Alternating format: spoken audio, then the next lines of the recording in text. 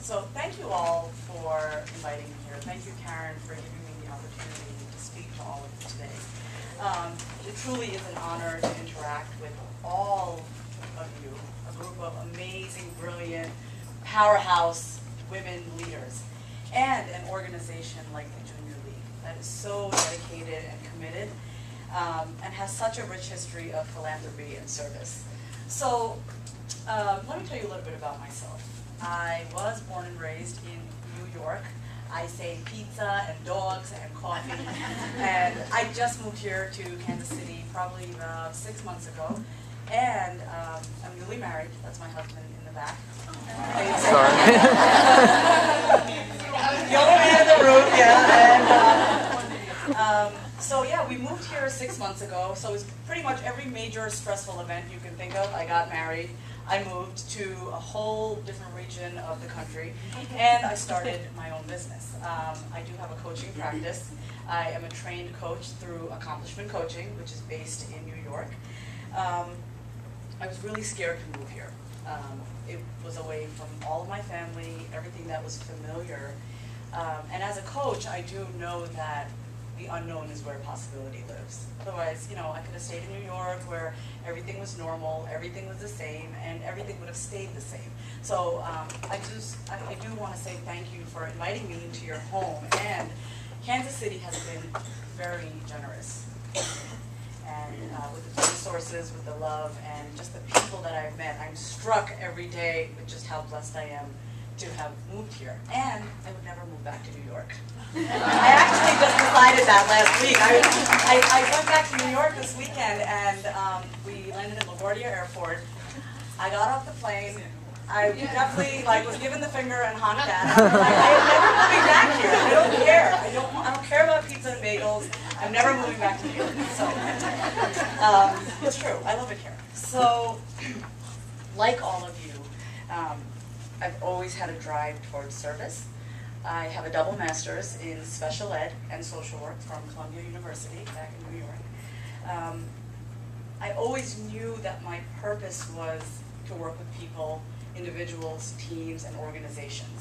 And not to actually fix anything, but really work with them on this stuff. All this stuff in here that's stopping them from achieving all of their goals, and fully supporting them in maximizing their true human potential. We all have it. We all have everything that we need right now to make a difference in your personal lives and in your professional lives and in your leadership role here in the Junior League. So consider that everything's perfect right now. Everything that you need is perfect, and everything that you have is perfect to get to exactly where you want to be within this organization and in your own personal lives.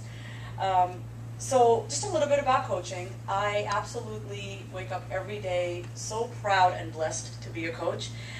It's important because for me, I work with a coach too, one-on-one, and I get to work on all my stuff, and then that clears away room for me to be present with other people one-on-one. And so it's important because, you know, all too often we as individuals, we have these big ideas, we have these dreams, we have sometimes these negative views about ourselves, and our sense of self is just kind of skewed based on stuff. And then we have these realities and these actions that just don't align with what it is that we're committed to. So coaching helps sift through the muck, and it guides you towards gaining real clarity, and it helps you align with who you truly are, what you truly want, and what you're truly willing to do, and taking action to accomplish your goals. So I have this formula, and if you guys want, write it down, but it's pretty simple. It's insight plus action equals result. Like, we all have those aha moments. I knew I woke up one day and I was like, I need to lose about 30 pounds. I was about 30 pounds overweight. I had that aha moment for about a year before I actually decided, I swear, I had this aha moment for about a year before I decided to take action. And then I finally lost my excess weight.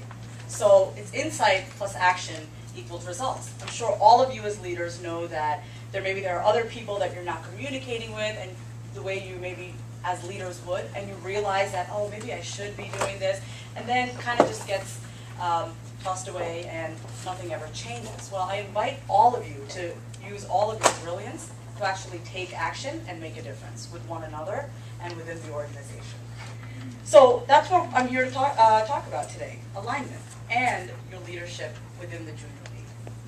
So just to briefly go over what it's going to look like in the next 20 minutes, we're going to define what your purpose is, what motivates you, what gets you going, what makes you excited, and just fills you up. Once we know what drives you, then we'll discuss what commitment looks like, what your expectations of others are, and others when you're committed. And finally, we're going to take all of that and look at what leadership looks like in action when it's based in purpose, motivation, and supported by commitment.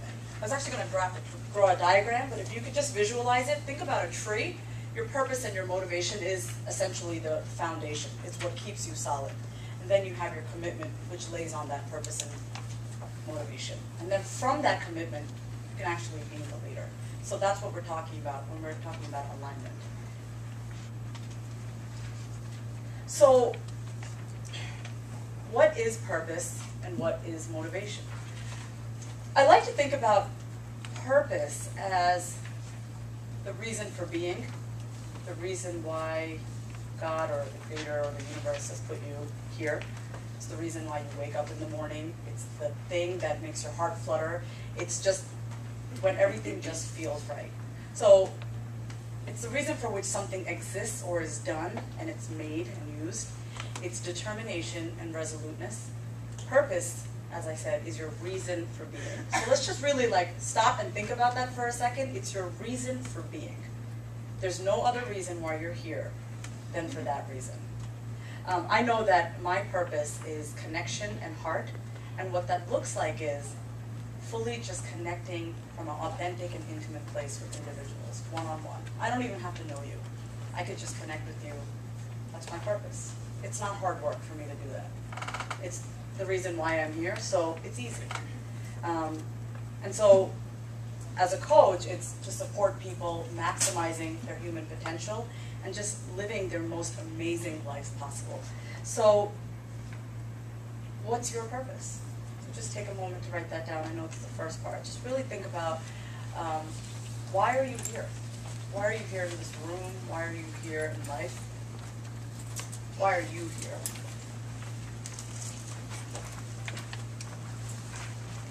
We have pets that we can use.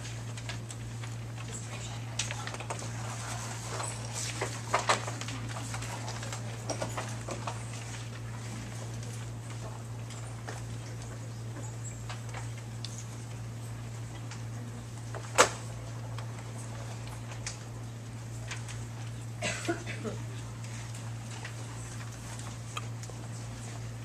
So, motivation, right?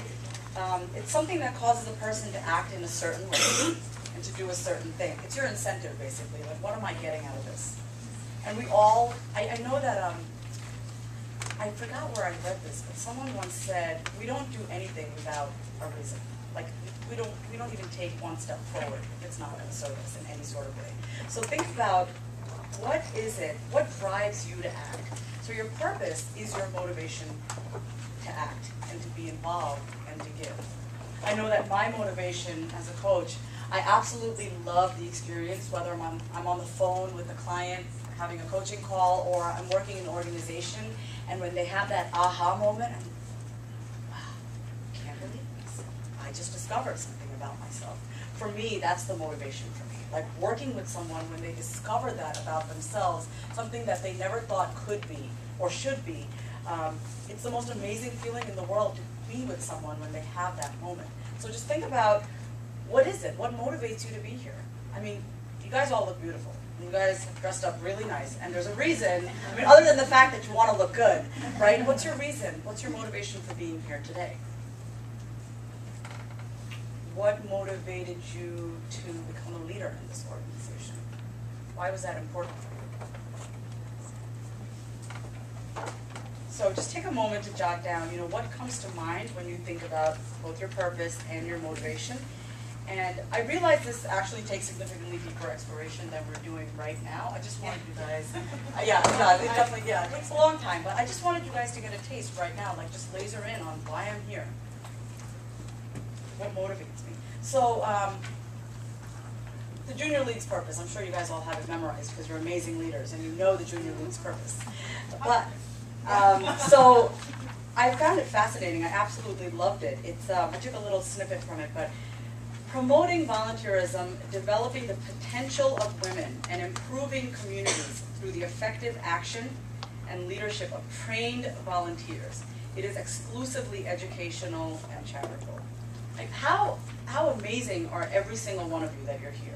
And how amazing is it for the communities that you get to serve, that they get to be with each and every one of you? Do you guys realize just how your purpose and your motivation allows other people to actually benefit from all that you bring to the table? So just think about, how does your personal purpose, your motivation for action, and your involvement align with the Junior League? Why are you involved in the Junior League? And do you feel the synergy?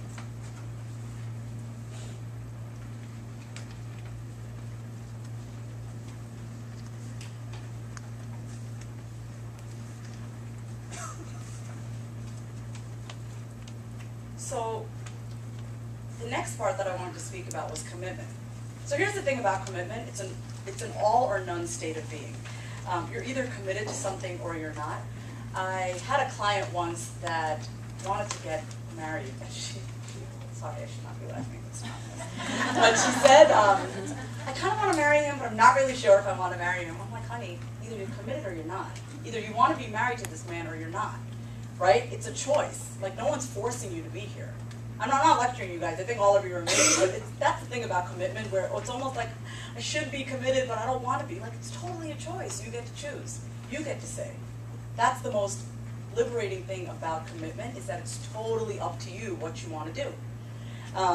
So until you commit to something, truly commit to something, you're hesitating and keeping the door open to draw back, to walk away.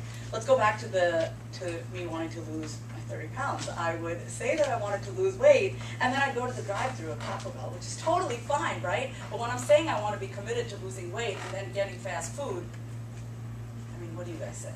Right? Like, how committed am I really? So it's totally fine. There's no judgment about Taco Bell. I love Taco Bell. I still have it once in a while. I'm just saying, this is what commitment's all about. It's all or nothing.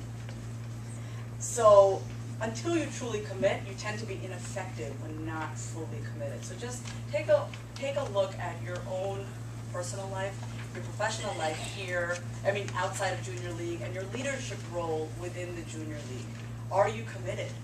What's missing? And if you are committed, if you know yourself to be one of those people that are committed, what makes the difference? What's the value you see in truly just being committed? And what does that look like?